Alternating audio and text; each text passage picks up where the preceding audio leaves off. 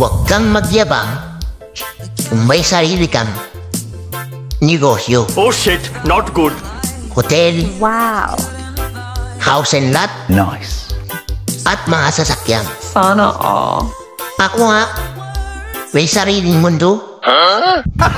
Pero tahimik lang.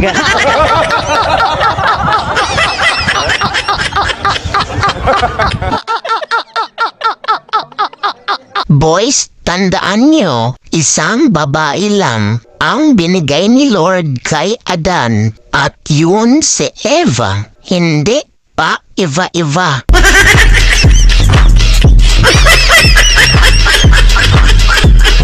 Okay lang umiyak ng mag-isa, pero ang tumatawa ng mag-isa, pa-check up ka na.